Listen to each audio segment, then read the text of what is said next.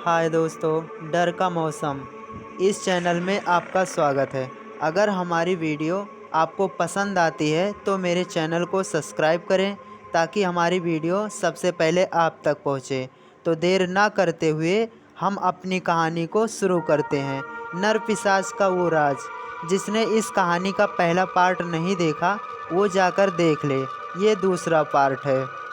किसी तरह चंचल घर पहुंची और घर का सारा काम करके खाना पीना खाकर लेट गई और उसके बारे में सोचने लगी। वो कैसा दिखता होगा जिसे मैं अपना दिल दे बैठी। पता नहीं वो इंसान है या नहीं। अगर वो इंसान ना होकर भूत प्रेत निकला तो फिर क्या होगा। पर जो भी है, मैं तो अब उससे प्यार करने लगी हूँ। ये सब सोच ही रही थी कि अचानक उसकी नज़र दीवार पर लगी घड़ी पर जा पहुँची। उसने देखते ही बोला, अरे मम्मी, रात के 3 बज गए, इतना जल्दी। वो उठी और अपने रूम की लाइट बुझाकर चुपचाप लेट गई और थोड़ी देर में उसे नींद आ गई। उसे पता नहीं था, पर आज की रात बहुत ही अलग होने वाली थी। चंचल जैसे ही नींद में गई, उसे एक सपना आया। सपने में वो नरपिशाच एक सुंदर लड़के का रूप बनाकर उसी मोटे पेड़ के नीचे बैठा दिख रहा था और बोल रहा था, चंचल, कहाँ हो तुम? आ जाओ मेरे पास। हम दोनों को मिलकर अभी बहुत सारे कामों को अंजाम देना है। एक तुम ही हो जो मुझे महसूस कर सकती हो, देख सकती हो। चंचल, आ जाओ मेरे पास। तुम्हें नहीं पता कि तुम वो कर सकती हो जो और कोई नहीं कर सकता। चंचल, मुझे तुम पर भरोसा है। तुम मेरी बात मानोगी। आखिर प्यार करती हो ना तुम मुझे। मुझे सुन सकती हो, तुम मुझे देख सकती हो। मुझे मेरा दोस्त मिल गया। कई 100 सालों का इंतज़ार अब ख़त्म हुआ। आज़ादी, आज़ादी और हुकूमत, हुकूमत। इतना बोलकर ज़ोर ज़ोर से हंसने लगा। अचानक चंचल की आँख खुल गई और वो बिस्तर पर से उठकर जल्दी से कमरे की लाइट चालू कर चारों तरफ देखने लगी। बेचारी चंचल डर के मारे अपने बिस्तर पर जाकर चद्दर ओढ़कर चुपचाप लेट गई और सोचने लगी। दिखने में तो वो इंसानों जैसा था, पर उसकी बातों से नहीं लगता कि वो इंसान तो नहीं लगता। तुम मुझे सुन सकती हो, मुझे देख सकती हो। वो ये क्यों बोल रहा था? क्या उसे और कोई नहीं देख सकता? वो है कौन? और कौन से काम की मुझे अभी अंजाम देना है, पूरा करना है? ये सब सोच ही रही थी कि उसके दिमाग में एक और बात आई। कई 100 सालों का इंतज़ार अब ख़त्म हुआ। आज़ादी, हुकूमत। इतना बोलकर वो ज़ोर ज़ोर से हंसने लगा था। तभी तो मेरी आँख खुली। मतलब वो इंसान तो नहीं हो सकता। कई 100 सालों का इंतज़ार, आज़ादी, हुकूमत। किस चीज़ की इंतज़ार और किस चीज़ की आज़ादी? कैसी हुकूमत? ये सब क्या है? चंचल ये सब सोचते सोचते उसका सर दुखने लगता है। वो सर पकड़कर बोलती है, कौन है वो जो इतना ज़्यादा मुझे सोचने पर मजबूर कर रहा है? थोड़ी देर बाद बोलती है, ये तो सपना है, सपना सच थोड़ी ना होता है। फिर उसे दिमाग में ये बातें आती हैं, अगर सच हुआ तो फिर? मन में सोचती है, जो भी है, अगर सच में वो है, किसी और दुनिया का है, तो फिर सामने क्यों नहीं आता? क्या दूसरे दुनिया के लोग यहाँ के लोगों या इंसानों से डरते हैं? पर जो भी है, कल सुबह बगीचे में जाकर ही पता चलेगा कि वो सच में है या फिर वो सिर्फ मेरा एक सपना था। इतना बोलकर चंचल फिर से सो जाती है। सुबह उसकी मम्मी उसके मुंह पर पानी के छींटे मार कर जगाती है। चंचल, ओ चंचल, बेटी, उठ जा। कितना सोएगी? कब से आवाज़ दे रही हूँ, कितना सोओगी? आज घड़ी देख। चंचल, उठ जा जल्दी। उठ के घड़ी तो देख, 9 बज चुके हैं। चंचल। चंचल बिस्तर पर उठकर बैठ गई और घड़ी के तरफ देखा तो सच में 9 बज चुके थे। चंचल बोली, सॉरी मम्मी, वो रात को नींद नहीं आ रही थी। काफ़ी रात को सोई, इसलिए सुबह आँख लग गई और सो गई। इतना बोलकर अपने मम्मी के साथ जाकर घर का सारा काम ख़त्म की और फिर से उसे याद आया वो सपना। चंचल सोचने लगी और सारी बातों को याद करके उसके दिमाग में पता नहीं क्या आया, वो अपनी साइकिल निकाली और बगीचे की ओर चल दी। बगीचे में पहुंचकर उसने अपनी साइकिल खड़ी करके उस मोटे आम के पेड़ को थोड़ी देर तक देखती रही।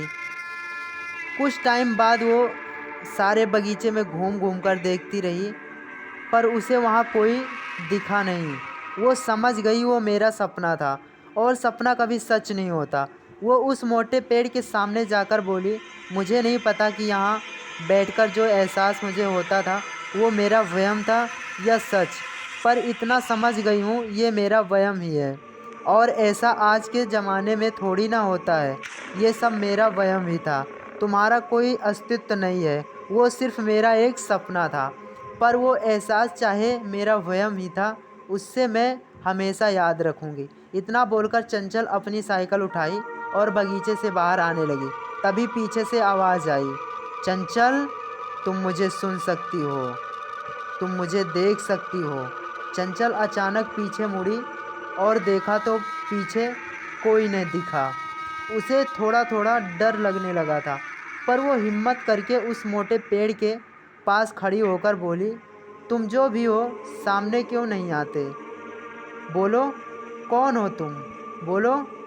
थोड़ी देर वो इंतज़ार करती रही, पर उस पेड़ से कोई आवाज़ नहीं आई। चंचल थोड़ी देर वहीं खड़ी होकर सब कुछ देखती रही और सोचती रही। फिर पीछे मुड़ी और अपनी साइकिल उठाई और जैसे आगे बढ़ी, फिर से पीछे से आवाज़ आई, किसका अस्तित्व नहीं है? किसे मानने से इनकार कर रही हो? जिसे तुम महसूस कर रही हो, सुन रही हो, पागल लड़की। इतना सुनते ही चंचल बहुत ज़्यादा डर गई, पर उसके सर पर सनक सवार था। इतना अच्छा एहसास देने वाला बुरा तो हो नहीं सकता, ऐसा सोचते हुए और अपने आप को समझाते हुए फिर वो उस पेड़ के तरफ बढ़ी। पेड़ के पास खड़ी होकर बोली, कौन हो तुम? कहाँ छिपे हो? सामने आओ। मेरे पीठ पीछे ही क्यों बोलते हो? सामने क्यों नहीं आते? थोड़ी देर इंतज़ार करने के बाद उस मोटे पेड़ से आवाज़ आई, चंचल तुम मुझे सुन सकती हो, चंचल तुम मुझे देख सकती हो। चंचल बोली, हाँ मैं सुन रही हूँ, पर तुम दिख नहीं रहे हो। और तुम हो कौन? पेड़ के अंदर से कैसे बोल रहे हो? नर पिशाच बोला, तुम मुझे सुन सकती हो, तुम अगर चाहो तो मुझे देख भी सकती हो। चंचल बोली, वो कैसे? पर तुम पता नहीं क्या हो, मुझे बहुत डर लग रहा है। तुम मुझे कहीं नुकसान न पहुंचाओ या फिर जान से मार दो, इसलिए मुझे नहीं देखना। इतना बोलते ही चंचल अपने घर की तरफ जाने के लिए कदम बढ़ाया। तभी पीछे पेड़ से आवाज़ आई, चंचल तुम डरो मत, और तुम तो मुझसे प्यार करती हो। इतना तो भरोसा करो, मैं तुमको कुछ नहीं करूँगा। मुझे यहाँ से बाहर निकालो। कई 100 सालों से मैं यहाँ फंसा हुआ हूँ। मैं अपने बारे में सब कुछ बताऊँगा। मुझे जल्दी से आज़ाद कर दो इस पेड़ से। चंचल तुम कितने सालों से यहाँ कैद हो और किसने किया और क्यों? चंचल का इतना सवाल सुनकर वो गुस्से में बोला, जल्दी आज़ाद कर मुझे, वरना तुझे अभी मार डालूँगा पागल लड़की। चंचल इतना सुनते ही बहुत ज़्यादा डर गई और बोली, पहले तुम वचन दो कि कुछ नहीं करोगे मुझे। ठीक है, कुछ नहीं करूँगा। चंचल क्या करूँ जिससे तुम आज़ाद हो जाओ? इस पेड़ का एक पत्ती खाकर 3 बार बोलो, मुक्ति मुक्ति मुक्ति। उसके बाद इस पेड़ को पकड़कर बोलो, कबूल है कबूल है कबूल है। चंचल ने उस मोटे पेड़ की एक पत्ती उठाकर खा ली और उसके बताए अनुसार उस पेड़ के सामने खड़ी होकर बोली, मुक्ति मुक्ति मुक्ति। इतना बोलकर उस पेड़ को पकड़कर बोली, कबूल कबूल कबूल। इतना बोलते ही उस मोटे पेड़ के चारों तरफ एक रोशनी फैल गई और उसमें एक हाथ बाहर आता है। चंचल ने देखा वो हाथ इतना लंबा और उसके नाखून बहुत बड़े बड़े थे। ये सब देखकर चंचल बहुत ज़्यादा डर जाती है। धीरे धीरे वो दानव बाहर आ जाता है। वो इतना विशाल और देखने में ही बहुत खतरनाक दिख रहा था। बाहर आने के बाद वो दानव बोला, आज़ादी, आज़ादी मुझे मिल गई, आज़ादी, अब होगी हुकूमत। इस पूरे ब्रह्मांड पर, इस पृथ्वी को बर्बाद कर दूंगा मैं और पूरे ब्रह्मांड पर मेरा राज होगा। ये सब देखकर चंचल डर के मारे थर-थर काँपने लगती है। किसी तरह वो सिर्फ इतना ही बोल पाती है, कौन हो तुम? मैंने बहुत बड़ी गलती कर दी, मुझे ऐसा नहीं करना चाहिए था। ये सुनते ही दानव गुस्से से किलकिला उठा और बोला, नादान लड़की, बहुत इंतज़ार किया है मैंने आज़ादी के लिए। आज मिली है मुझे मेरी आज़ादी। तुम जानना चाहती हो ना मैं कौन हूँ? मैं नरपिशाच हूँ। इतना सुनते ही चंचल अपने घर की तरफ भागी, पर नरपिशाच उसे अपने लंबे हाथों से पकड़ लिया और उसी पेड़ में कैद कर दिया और बोला, नादान लड़की, कहाँ भाग रही हो? अभी तो तुमको मेरे लिए बहुत सारा काम करना है जो कई 100 सालों से रुका हुआ है। चंचल ज़ोर ज़ोर से रोने लगती है और बोलती है, मुझे घर जाने दो, मुझे घर जाना है। देखो तुम जो भी हो, मैंने तुमको आज़ाद किया है, मुझे छोड़ दो, मुझे घर जाने दो, निकालो मुझे यहाँ से, इस पेड़ से।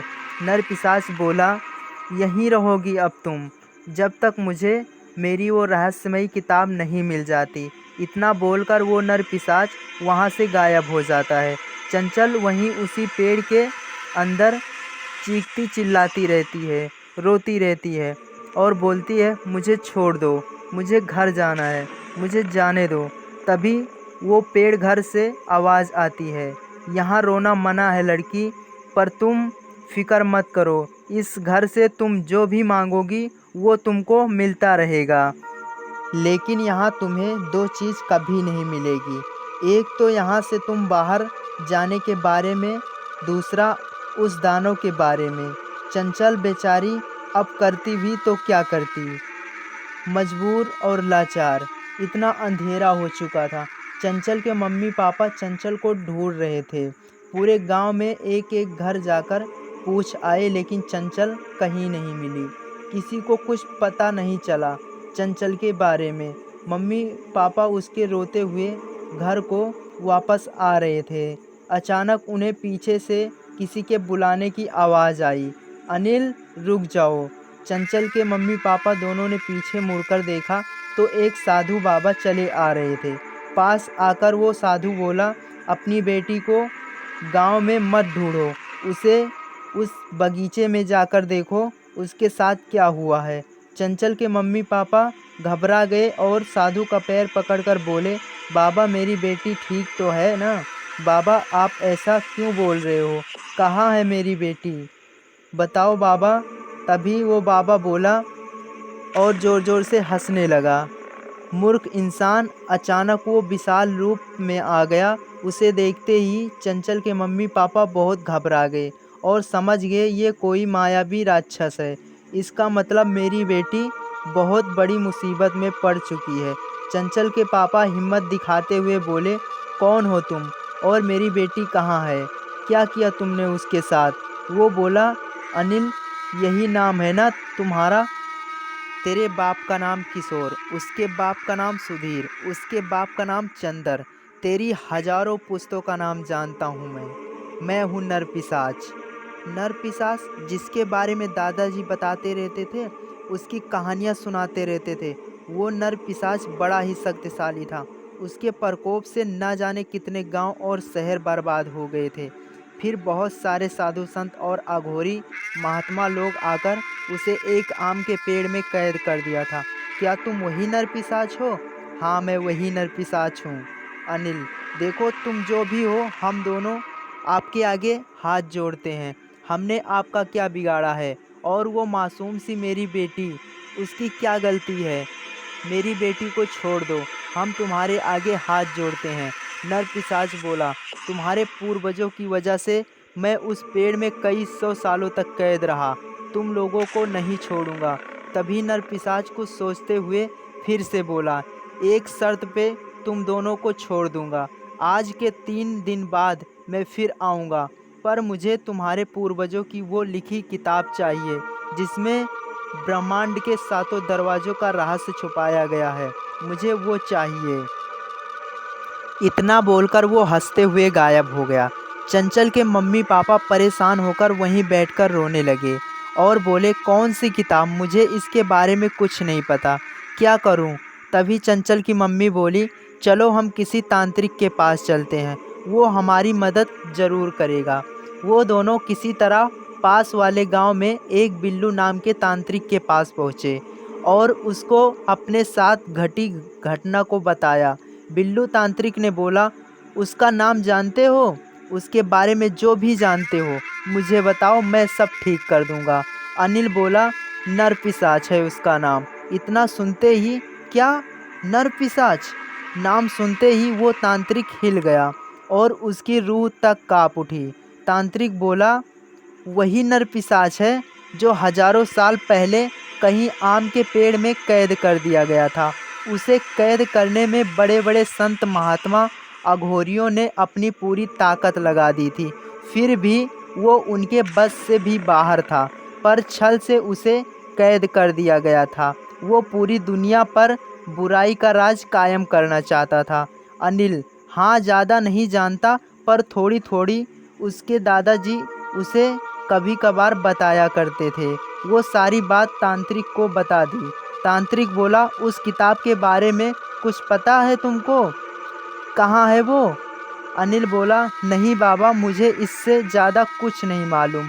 तांत्रिक बोला, इस नर पिशाच के आगे तो मैं तिनका हूँ।